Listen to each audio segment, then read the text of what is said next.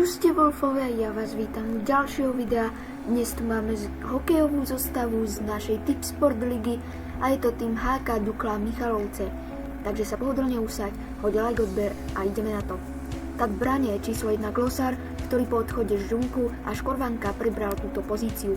Komunikuje s hráčmi, je pracovitý a má dobrý prístup.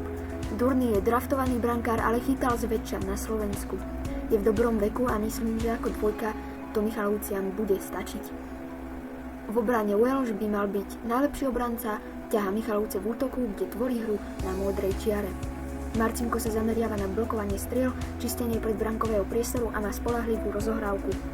Bindulistu už pôsobil, ale klub sa zmenil a teraz je hráč s celkom slušnou korčuliarskou technikou. Jakub Meliško je známy ako skúsený bek s herným prehľadom, ktorý rozdáva puky do útoku.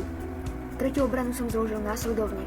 Kupka bude pomáhať Stripajovi, keďže už je veľmi skúsený a stabilný. Stripaj za posledné sezóny veľmi pokročil a preto je s ním. Roman bude 7. obranca a stále má čo ponúknuť, pričom do hry pridáva energiu. Poďme na útočné rady.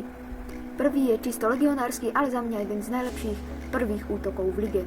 Virtanen už hral v NHL a má byť výrazná hrozba. Každopádne po boku má ďalší žihadlá v podobe Roya a Martela, ktorí patria do top 10, teda ak nie do top 5 bodovania našej ligy.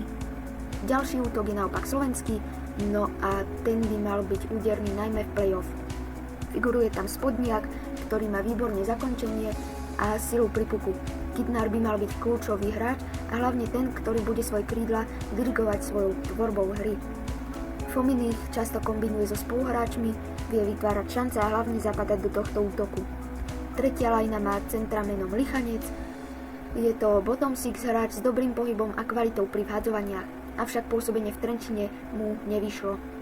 Na ľavom krídle Šmída, jeden z top hráčov z nižších formácií a bol skvelý ťah, že si ho vziať zo Žiliny, naviac sa tu ukáže s väčšou minutážou.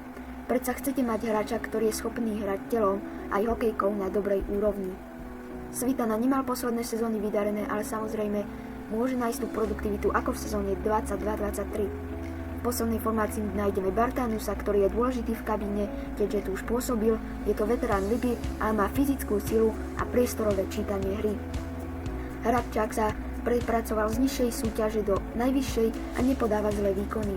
Je ešte mladý a perspektívny hráč, ktorý môže každú sezónu vystreliť s produktivitou vďaka svojej technike.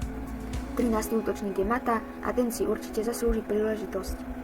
Líšky mali krízu po odchode hlavného sponzora a v tejto sezóne už po príchode lepších hráčov sa dostali na miestny play-off a asi to udržia. Toto by bolo z tohto videa všetko, hoď like, odber, daj odber King Wolfovi a prípadne dotazy píš do komentov a vidíme sa u ďalšieho videa. Čau.